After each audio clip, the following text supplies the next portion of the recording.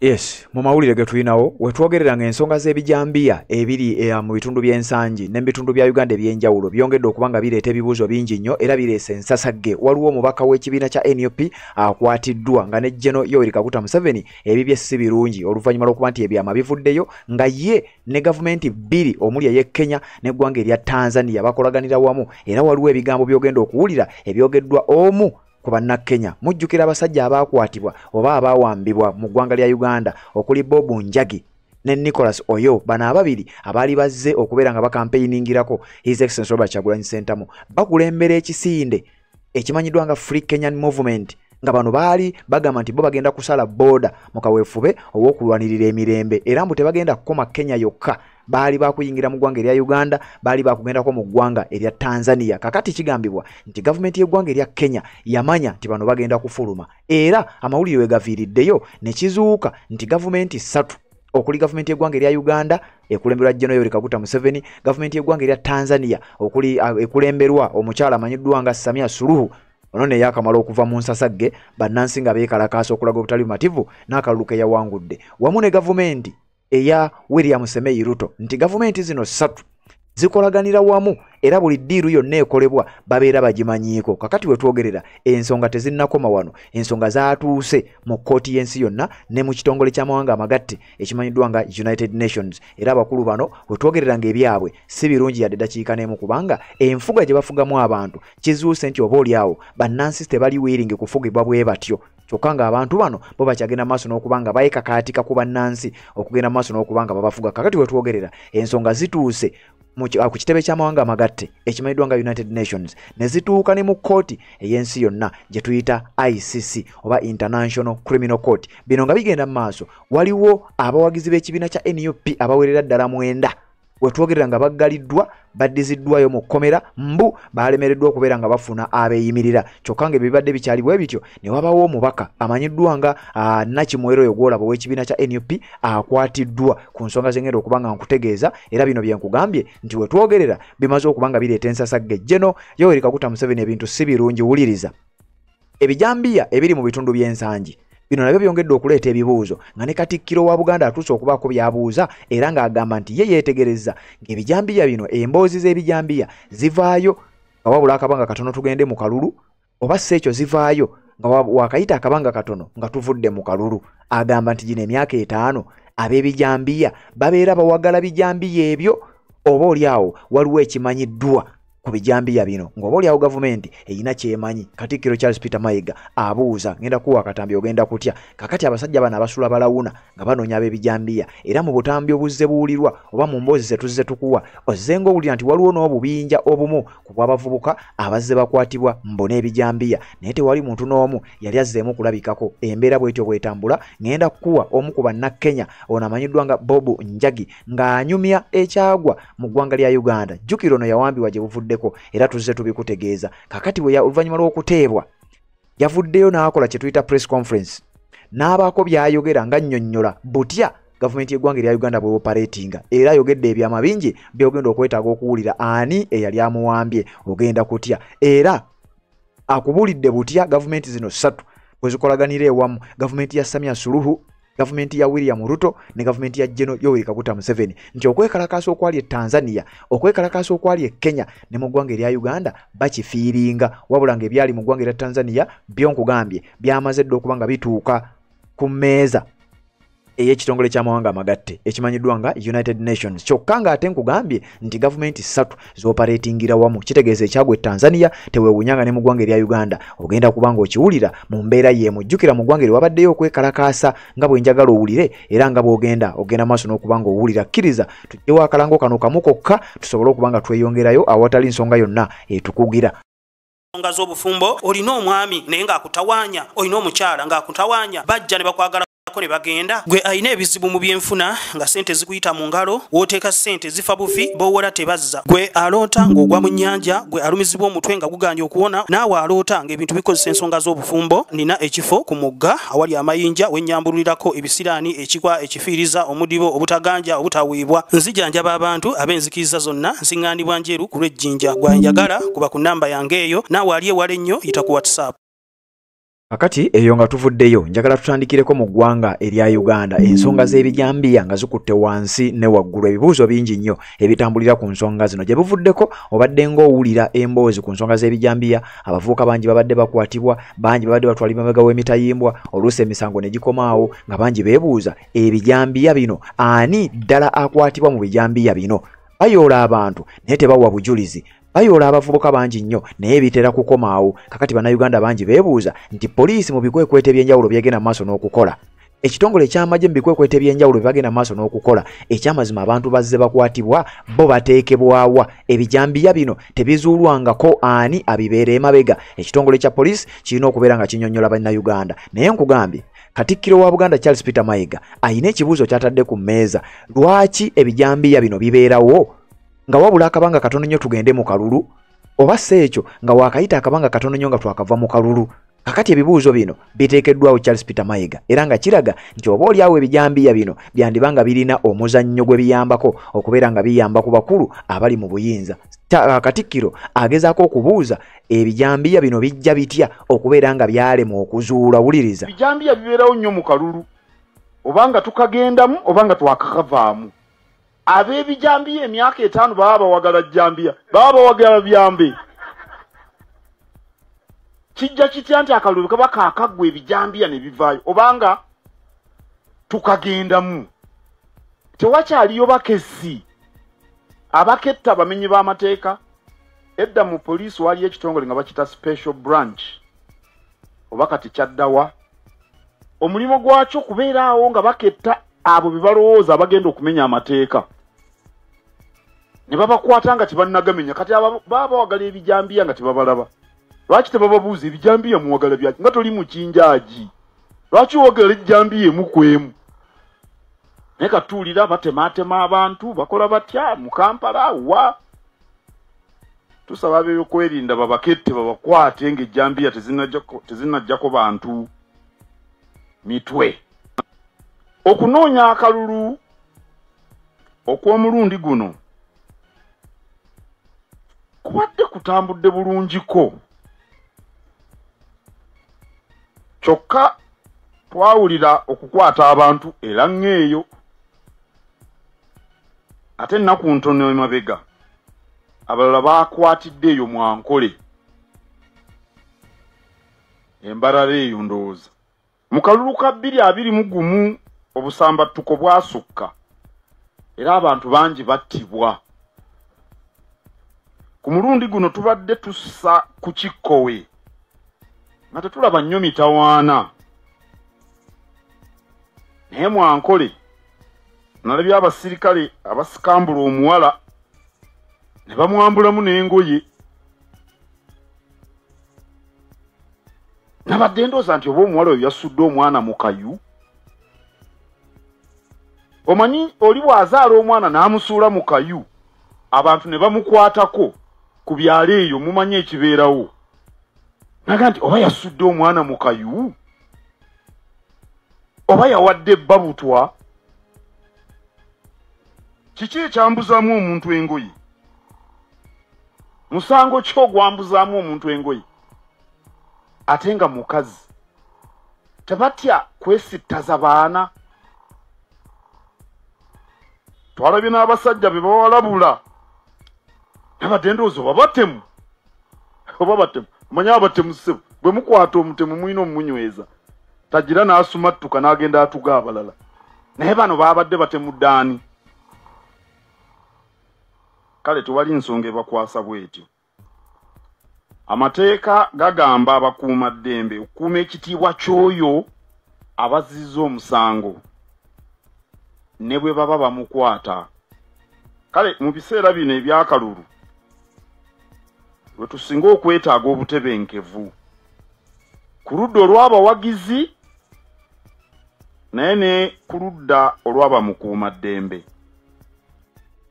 Yes, kakati byebigambo byowulidde eby'omukulu Katikkiro wa Buganda yeebuuza ku nsonga z'ebijambiya nga naawe bwenjagala ogende mu comment section ombuulire ebijambiya bino olowooza biva ku ki era olowooza bivaawa bino nno nga bikyagenda mu maaso nkugambye ebibuuzo biddayo ewa musajja mukulu ebijambiya lwaki bijja twakava mu kalulu oba ne bijja nga tugenda mu kalulu bibuuzo bikyali bingi nnyo kakati ezo ensonga ng'ozitadde ebbali gambye ebintu ebimu byatuuse dda mu kooti y'ensi yonna oba byatuuka dda mu kooti y'ensi yonna kye tuyita International Criminal Court ICC era awo nawo ngenda kugendawo ogenda kuba obitegeera bulungi nnyo kakati bw'oba tonnaba kuba ng'osubscribinga nyongera okukutegeeza nti kirira wansi awo olaba ekigambo subscribe kikwateko kwata kade aka notification kakuyambira ddala okubeera omu ku abo abasooka okumanya ku buli biki batutaddeyo ate n'oba ng'omanyisibwa waliwo aba NUP bawerera ddala mwenda mu bitundu byerira wetwogerera batwaliddwa emabega w'emitayimbwa naye ku nsonga ki kakati n'ogenda kutya waliwo ekiwandiiko wano kyenjagala okusomera ekikakasa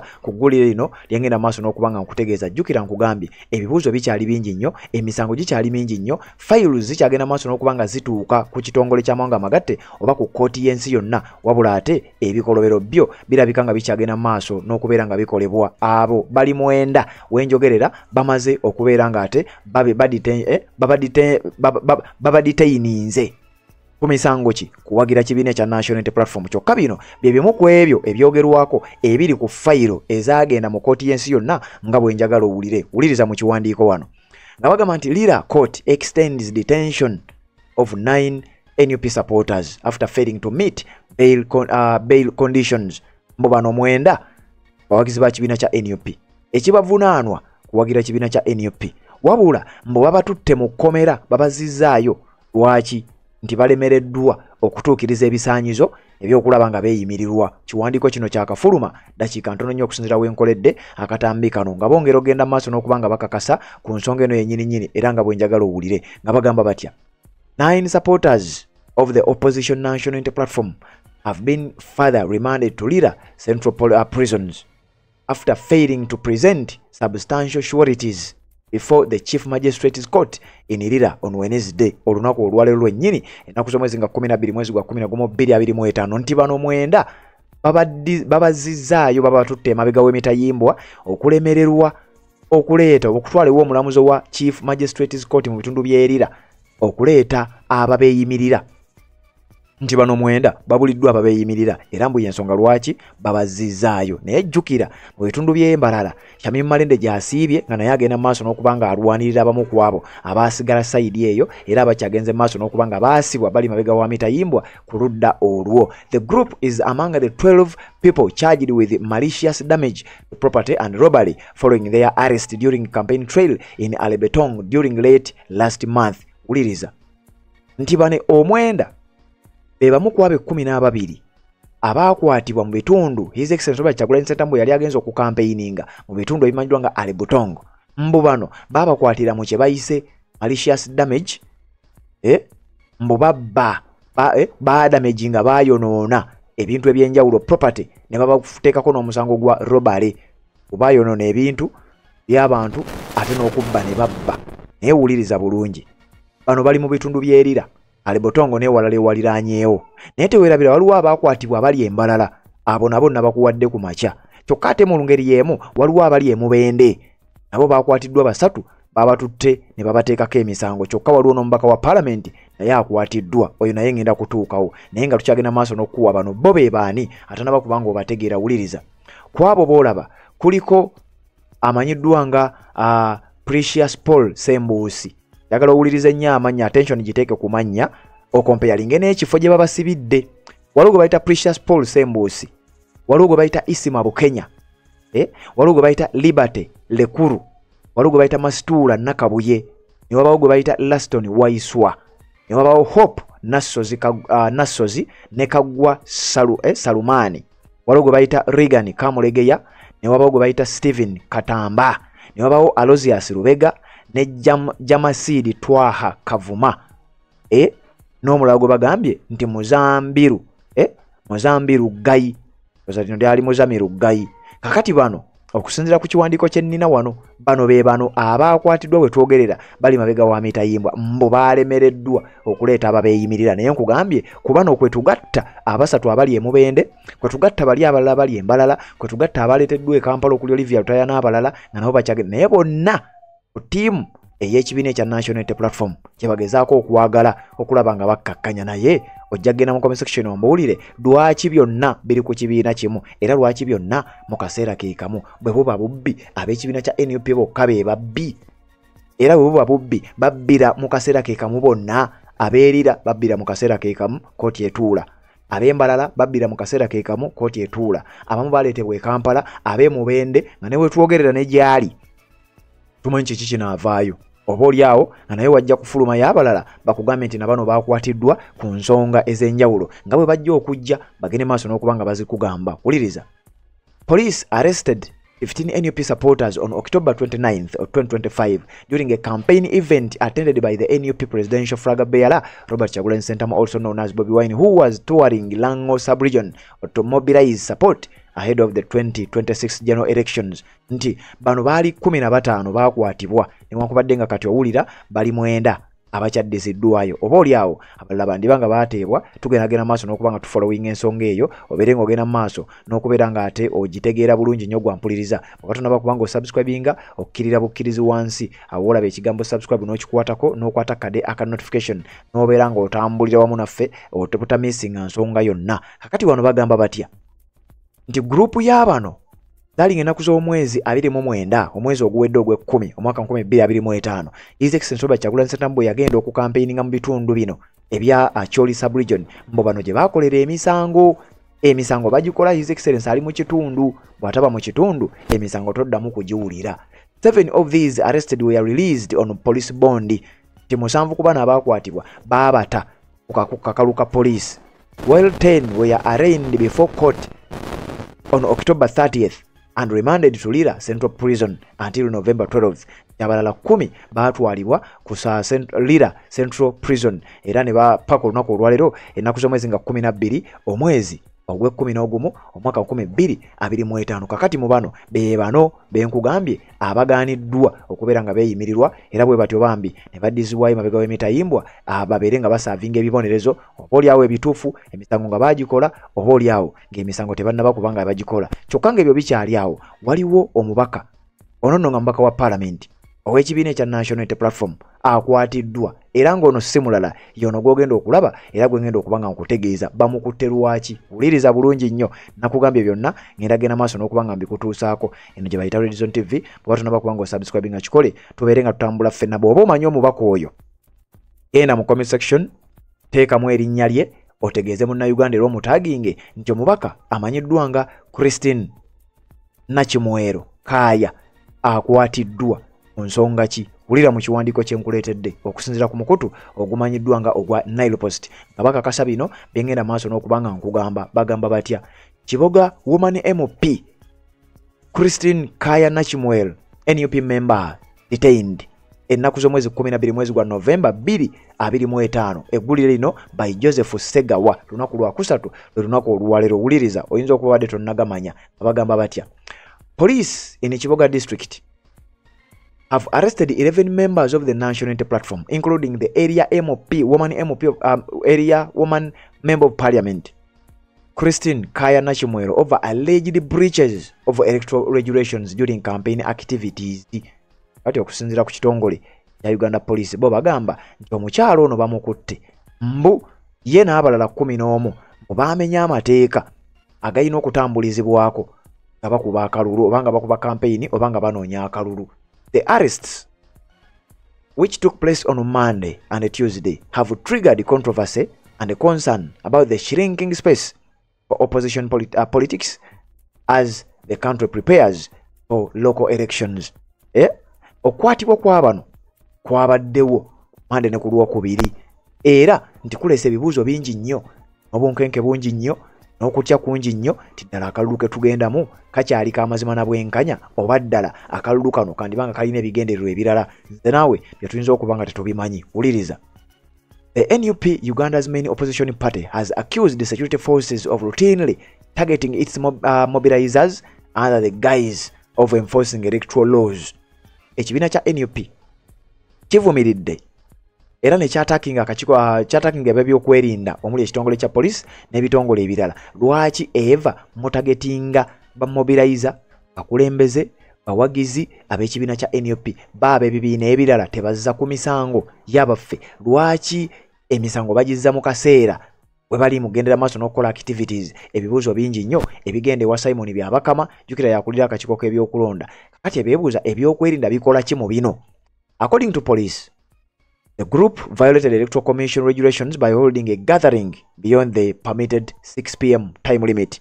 Mbu okusinziira ku kitongole kya poliisi wulira bo we bagamba nti omukyalo ono Christine Kaya Nakimwero mbu ne banne baamenya amateeka ki. Jjukira campaign tezirina kusukka ssaawa 12 kakati mbu omukyalo ono ya campaigninze n'ayisa mu ssaawa ezo ezibaweebwa akakiiko k'ebyokulonda mbu yaziyisizzaamu era obuzibu bwe bwavudde okubeera ng'agenda mu maaso n'okubeera ng'akwatibwa. Kakati wuliriza tukyagenda mu maaso ate nze nkyagakuwa wano bagamba batya. The operation began on Monday evening in Gogonya, Kiboga sub-county, when 9 NUP members were arrested. Ebikwekweto bino ekitongole kya Uganda Police baabitandika ku Monday. N'olwekyo ku lunaku olw'Monday baakwatayo abamu ku be baakwatira ebikwekweto byatandikira mu kitundu ky'e Gogonya sub-county y'e Kiboga ne bakwatawo aba NUP 9.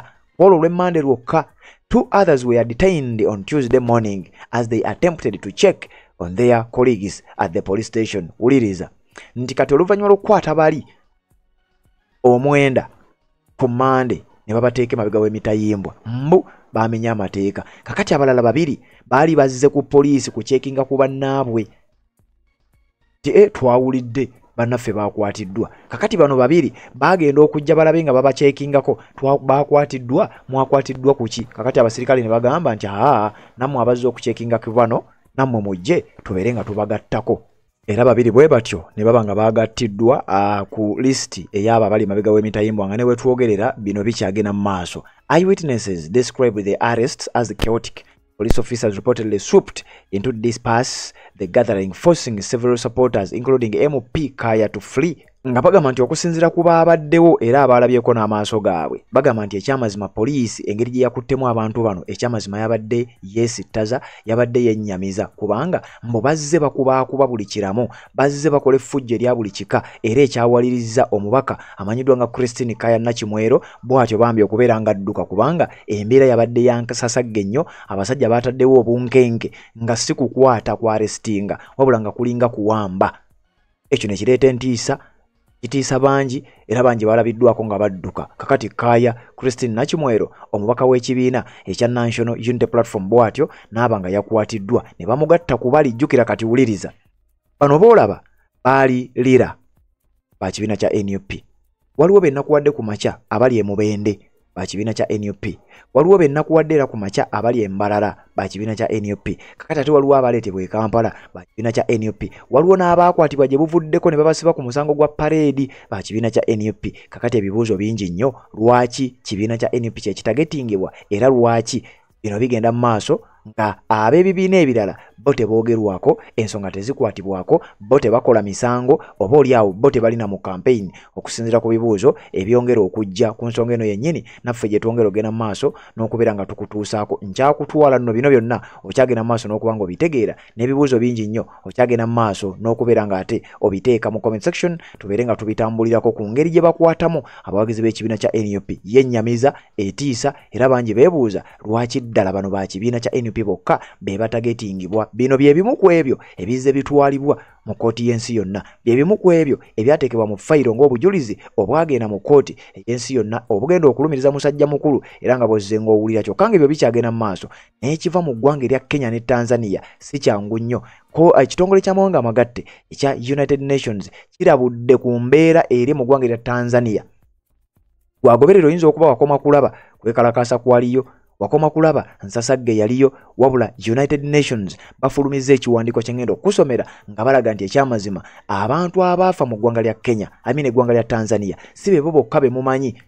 Era ekitongole kino eky'amawanga amagatte kyatuula bukubirire ne kifulumya ekiwandiiko joint statement nga bwe nagikusomera gye buvuddeko ku ekyo ekibadde kigenda maaso mu ggwanga erya Tanzania. Naye teweerabira kali ke nkugambye nti okwekalakaasa nga kugenda maaso mu ggwanga erya Tanzania okwesimbawo ba campaign nga zitandika mu ggwanga erya Uganda waliwo bannansi b'eggwanga lya Kenya 2 okuli Bob Njagi abajja mu ggwanga erya Uganda ba campaigningireko ku His Excellency Robert Kyagulanyi Ssentamu. Gavumenti y'eggwanga erya Uganda n'ebawamba era bakizudde okuzinzira eyo mu detention centers gye babadde oba torture chambers ne bakizulira ne bakyasanguza. Gavumenti zino 3 zikooperatinga bamanyi buli ekigenda maaso ewa munne ekigenda maaso mu Uganda owa Tanzania akimanyiiko ekigenda maaso e Kenya owa Uganda akimanyiiko n'ebirala ebifaanana bwe bityo. Owuliriza ebigambo bino ebikakasa bino bye nkugamba. We realize that the three governments are collaborating between Museveni, our President Ruto, and Samia Suluhu. Our arrest was a coordinated arrest between the Kenyan government. They knew we were crossing over into Tanzania. They raised the alarm there, and those guys did the dirty job for them. So we as a people have decided we are going to unite across borders between the Tanzanian people, the East African community, and to ensure that we put a check on the excesses of these governments. We want governments that are led by the values of human rights at the center of every administration. And we shall continue to fight for these rights for as long as...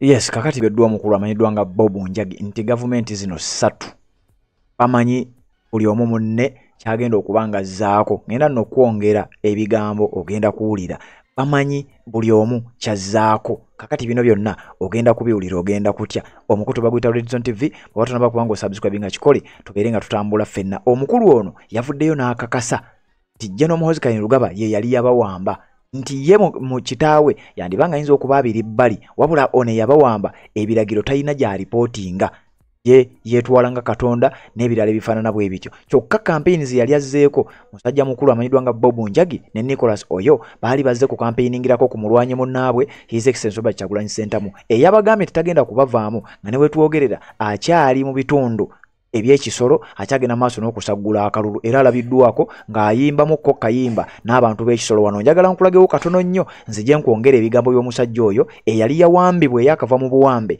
mu torture chambers ez'enjawulo ezaamu omukulu amanyiddwa nga General Muhoozi Kainerugaba biwulirize tubeere nga tweyongerayo.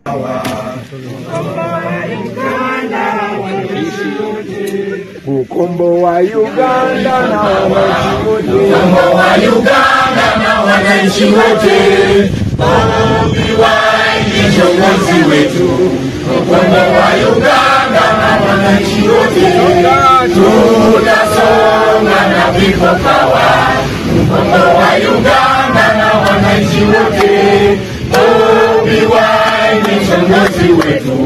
Ukombo wa Uganda na wananchi wote, Kampala tutafika na wananchi wote, Mbale tutasonga na wananchi wote, Solo tumeanza na wananchi wote, Barara tutarumba na wananchi wote, Ataka nayo tuja na wananchi wote, Yanga tulimujira na wananchi wote, Akole tumefika na wananchi wote, tutasonga na people power.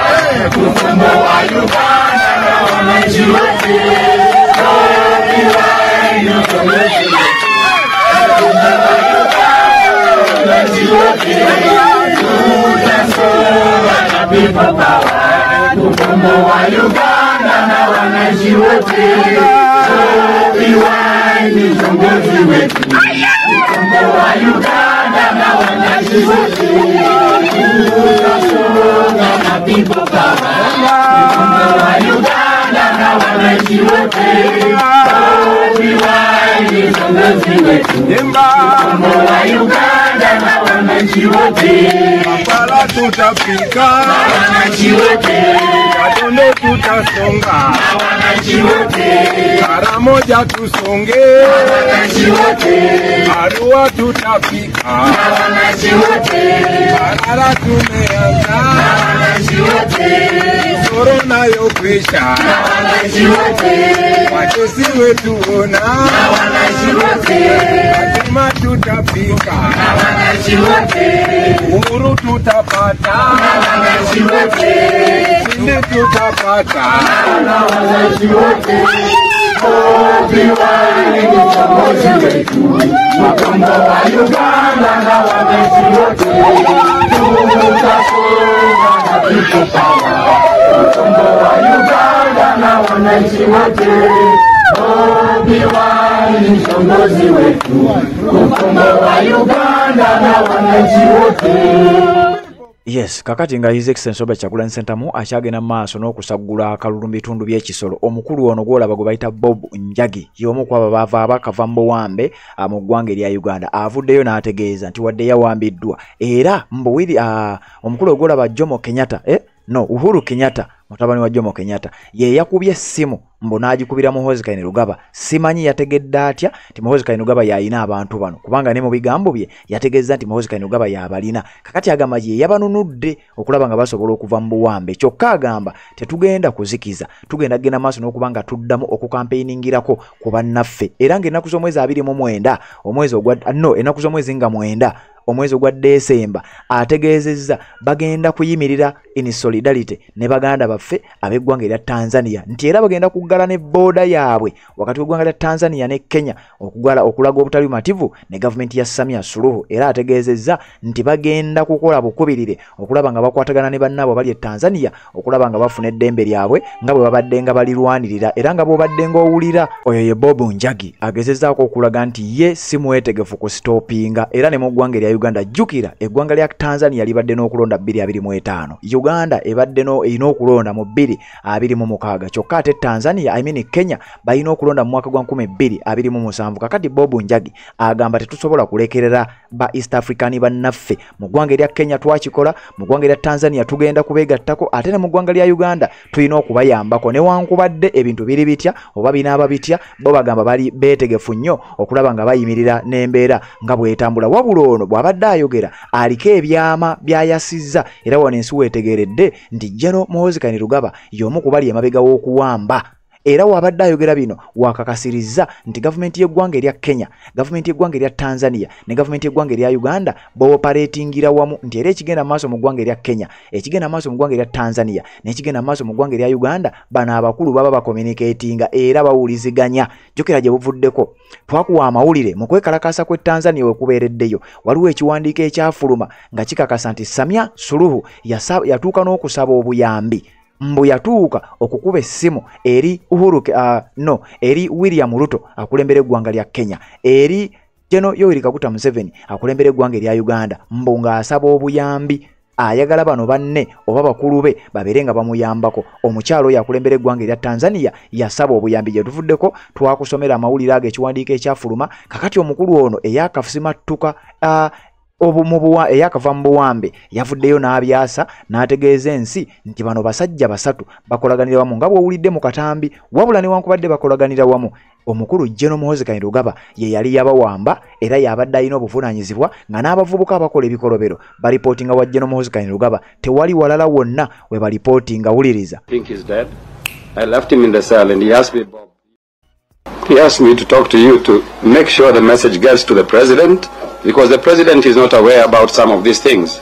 It is the son, Muhoozi, who is undertaking these crimes against humanity. They have been undertaken at the Special Forces Command Center in Serakasenyi. That is a training ground for the presidential security team. And they call themselves next to none because they are next to none. They don't take command from any other, either the judiciary, whether it's parliament, whether it's the executive. So this is an armed militia that is operating under the General Muhoozi. And there are so many Ugandans. I left there over 150 of them in custody. People who are serving, who have been kept without going through any court process. They have been detained, some of them up to a year. That is what is calling the fridge, if you want to know what the fridge is. So there are some people who are actually in the freezer, not in the fridge. And as a human rights issue, these people have no cases. Most of them, they've been kept there for political reasons. And we have to come in now as human rights defenders and also say that we should not associate ourselves with such oppressive regimes, starting with Tanzania. And we are hoping on the December 9th, they have declared it an Independence Day. Also in Kenya, we are declaring December 9th will be a total shutdown. We are going to stand in solidarity with our brothers in Tanzania, and we are going to shut our borders in Kenya in solidarity with Tanzania. The Tanzanian embassy, we are actually calling for it to be closed down immediately until further notice. And we are asking our legislators in parliament to push this motion, just like the South Africans did when there was an issue between Palestine and Israel. Okay, they closed the embassy of Israel. Why? Because they were collaborating with our Palestinians to massacre people in Palestine. The same thing is happening in Tanzania. What are we doing as Kenyans? What are we doing as Kenyans for our brothers? So let us wake up, let us rise up, and we realize that the three governments are collaborating between Museveni, our President Ruto, and Samia Suluhu. Our arrest was a coordinated arrest between the Kenyan government. They knew we were crossing over into Tanzania. They raised the alarm there, and those guys did the dirty job for them. So we as a people have decided we are going to unite across borders between the Tanzanian people, the East African community, and to ensure that we put a check on the excesses of these governments. We want governments that are led by the values of human rights at the center of every administration. And we shall continue to fight for these rights for as long as we're alive. Thank you. Yes, kakati oyo gwe bayita Bob Njagi omu ku bannakenya abaali baasibwa abaali bawambibwa mu ggwanga erya Uganda. Awo nno wabadde ayogerera waasinzidde n'ategeeza nti gavumenti zino 3 zikwatagana era n'alayira n'ategeeza nti bo bagenda kuyiwawo omubiri bagenda kukwatagana ne bannansi mu ggwanga lya Tanzania. Ebye Tanzania nno bye tubadde tulowooza nti byaggwa agamba bagenda kukwatagana wadde abadde mbuwambe tagenda kuzikiza. Bagenda kukwatagana ne bannansi mu ggwanga lya Tanzania mbongena ku z'omwezi 9 omwezi gwa Desemba bagenda na kuggala ensalo yaabwe ggwanga erya Kenya babeere nga bakola ekisoboka okulaba nga bayambako abannaabwe mu ggwanga erimanyiddwa nga erya Tanzania. Jjukira bino eby'e Tanzania tebinnaggwa era bikyagenda maaso n'okuleeta ensasagge nkugambye ekitongole ky'amawanga amagatte the United Nations kikyagenda maaso n'okuba nga kiteeka gavumenti ezimu ku nninga era gavumenti y'eggwanga erya Tanzania wetwogereranga ebintu si birungi oluvannyuma lw'okuba nti waliwo ekiwandiiko ekifulumye era nga kyongera okugenda maaso n'okuba nga bavumirira n'okuteeka enninga ku mukulu oba omukyala amanyiddwa nga Samia Suluhu ku ebyo ebyakolebwa mu ggwanga erimanyiddwa nga erya Tanzania mu kwekalakasa okubaddeyo nga bawakanya obukulembeze bwe. Kigambibwa nti waliwo ne munnakenya oyo gwolaba awo mu kifaananyi ekyo yafiira mu kwekalakaasa okwali mu ggwanga lya Tanzania. Kakati kino kireese obunkenke era kireese ne bannansi mu ggwanga lya Tanzania okuddamu amaanyi oluvannyuma lwa Paul Njagi okutegeeza nti bagenda kubeegattako era beetegefu bamalirivu okugenda maaso n'okulwanagana n'abantu bano. Kyokka jjukira ne mu ggwanga erya Uganda akugamba tebinnaggwa era bakyagenda maaso n'okubeera nga ate bakola ekisoboka okulaba nga beegatta ku bannaabwe abali mu ggwanga erimanyiddwa nga erya Uganda. Era onaawulira kakati ekitongole ky'amawanga amagatte mu kuyingira mu nsonga eno ekiwandiiko kino kye njagala okuyitaayitiramu bino biri mu ggwanga lya Tanzania bagamba nti UN Human Rights Chief orders urgent investigations into Tanzania election killings. Okwekalakasa okwali mu ggwanga lya Tanzania akulira ekitongole kirwanyizi ky'eddembe wansi w'omukago gw'amawanga amagatte eba United Nations avuddeyo n'ategeeza oba naawe ekiragiro wabeewo okunoonyereza okwamangu okukolebwa mu kutta oba mu kitta bantu ekyali mu ggwanga ekyalabikira mu ggwanga erya Tanzania oluvannyuma lw'akalulu akabaddeyo. Agamba okunoonyereza oba investigations zikolebwe bunnambiro. Ono nno ye chief ow'ekitongole kimanyiddwa nga UN Human Rights ategeeza era ataaka kagamba mu ggwanga erya Tanzania tebiyinza kugenda bwe bityo nga bannansi bakyagenda maaso n'okubonaabona embeera ekyali ya bunkenke. Naye nkugambye waliwo ne munnansi w'eggwanga lya Kenya eyafiira mu bintu bino mu ggwanga erya Tanzania kakati naye akyaleesa emberebezi. Wuliriza nga bagamba nti the United Nations has called for an immediate and thorough investigations into the killings and other human rights violations committed during Tanzania's recent elections. Ekitongole ky'amawanga amagatte kisabye wabeewo okunoonyereza okwamangu ate okw'amaanyi kitta abantu ekyali mu ggwanga erya Tanzania n'okulinnyirira eddembe ly'obuntu mu ggwanga lino naddala mu kalulu akabadde kaakaggwa bannansi nga balaga obutali bumativu bwabwe. In a statement on Tuesday, November 11th, the UN Human Rights Chief Volker Turk revealed that information obtained by the agency revealed that hundreds of protesters and other people were killed and an unknown number injured while others were detained. Ono akulira ekitongole kino olunaku olwajjo nga 11 mwezi gwa November 2025 yavuddeyo n'afulumya bamuyita Volker Turk yavuddeyo n'agamba nti tufuna information eraga nti waliwo enkumi n'enkumi z'abantu abattiddwa mu ggwanga lya Tanzania n'ebikumi n'ebikumi abagambibwa okuba nti bano bali ku buvune ne wetwogerera ssaawa eno. Ayagala wabeerewo okunoonyereza okw'ekika ekya waggulu ate okwamangu mu ebyo ebyabadde bigenda maaso mu ggwanga lya Tanzania. He also disclosed that reports reaching the UN Human Rights Office indicated that bodies of those killed during the protests may have been taken by security forces to undisclosed locations.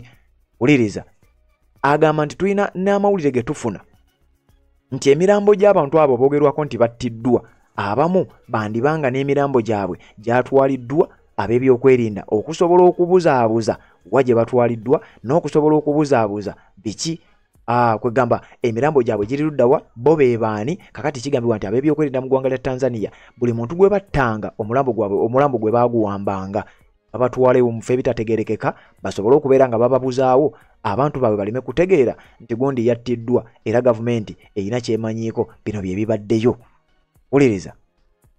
The office has been unable to independently verify the casualty figures owing to the volatile security situation and the internet shutdown which followed the vote. Nti wuliriza nno bulungi nnyo jjukira naffe tugenda mu kalulu waliwo kye weetaaga okumanya wano nga bagamba nti bonga ekitongole eky'amawanga amagatte baalemereddwa okufuna nnamba entuufu ez'abantu abaafa oba abantu aboogerwako nti bano battibwa emirambo gyabwe ne gitwalibwa. Kino kivudde ku ki nti intaneti yaggyibwako mu ggwanga lya Tanzania lyonna kati wano nno tegeeza intaneti we bagijjako ababa basobola okuba nga bakola ebikolobero ekitongole ky'amawanga agatte ne kituuka n'okuba nga tekimanyi nakyo nno wano kyetaaga okubuulirizaako. Reports of families desperately searching everywhere for their loved ones, visiting one police station after another and one hospital after another are harrowing. Waliwo reports ze bafuna nti ab'eŋŋanda abantu bano abattibwa mu ggwanga lya Tanzania bangi balabwako nga bambi bagenda maaso n'okunoonya abantu baabwe era nga batambula ddwaliro ku ddwaliro batambula police station ku police station balabo babafuna abantu baabwe babaziike mu kitiibwa wabula kigambibwa nti tebabalaba. Kakati ekitongole ky'amawanga amagatte bagamba nti bino baabitegeddeko baabifunyeeko wabula bibeeraliikiriza. Kitegeeza ti mu ggwanga lya Tanzania okufa kwali kw'amaanyi nnyo okusinziira ku ekyo kye walaba kwali kw'amaanyi okusinga ne ku kye walaba oba oliawo nga nakati abantu bakyattibwa ne weetwogerera. In his directive, the UN chief called on the Tanzanian government to provide information about the fate and the whereabouts of all those missing and to hand over the bodies of those killed. Timu yabadde ayogerako ono Voltaka akulira ekitongole kya UN Human Rights yategeezezza nti asaba gavumenti y'eggwanga lya Tanzania mu bwangu obw'ekika ekyawaggulu ereete ebikwata ku bantu bano be yabuzaawo bwe giba mirambo bagiddiza abantu baabwe era ewe ne report entuufu ku nsonga zino ezaaliwo mu ggwanga lya Tanzania. Bino bigenda mu maaso mu ggwanga lya Uganda tugenda mu kalulu essaawa yonna onaawulira ensonga zino weetaaga ogenda maaso n'okuba ng'ozimanya. Bw'oba omaze okusubscribinga kyokola kya mutawaana nnyo nkugambye gavumenti 3 okusinziira ku Bob Njagi, gavumenti 3 gavumenti y'eggwanga erya Uganda, gavumenti y'eggwanga erya Kenya ne gavumenti y'eggwanga erya Tanzania boopaleetingira wamu ku baakugambye baatuuka n'okuba nga bwe baali bagenda obbawamba gavumenti ya Kenya yakimanyaako gavumenti ya Tanzania yakimanyaako. Kati Bob Njagi agamba kino kijja kitya gavumenti zino 3 zikolaganira wamu beemanyi era operation y'omu gyagenda okukola n'omulala gyaba abagimanyiiko bwebanga emugattako oba bwebanga emwongera okumunywereza mu buyinza oba eggwanga lyakulembera. Teweerabira nti Samia Suluhu bwe yali embeera emutabuseeko yakuba essimu okusinziira ku ripooti singa bwe nkugambye ng'asaba obuyambi eri General Kaguta Museveni ne William Ruto akulembera eggwanga erya Tanzania era kigambibwa nti n'abamu ku bakuumaddembe abaalabwako nga bakuba abantu kigambibwa nti nabo bandibanga bannansi bandibanga magye g'eggwanga erya Uganda okusinziira ku reports ezitambula. Kakati bino byonna byetugenda mu maaso n'okubeera nga tukutuusaako eggwanga erya Uganda ligenda mu kalulu onaawulira. Bob Njagi avuddeyo n'abaako ebyama byayasa era nga bw'ogenda okuwulira bwe tugenda okujja nga tukuwe mwawulira amalala gonna ge tugenda okuba nga tukuwa katuwuliziganye mu updates eziddako. Nga z'obufumbo olina omwami naye ng'akutawaanya olina omukyala ng'akutawaanya bajja ne bakwagalako ne bagenda gwe alina ebizibu mu byenfuna nga sente zikuyita mu ngalo wooteeka sente zifa bufi b'owola tebazza gwe aloota ng'ogwa mu nnyanja gwe alumizibwa omutwe nga guganja okuwona naawe aloota ng'ebintu bikozesa ensonga z'obufumbo nina ekifo ku mugga awali amayinja wennyambulirako ebisiraani ekikwa ekifiiriza omudibo obutaganja obutaweebwa nzijanjaba abantu ab'enzikiriza zonna nsiŋŋaanibwa njeru ku lw'ejjinja gwanjagala kuba ku nnamba yange eyo naawe ali ewala ennyo yita ku WhatsApp.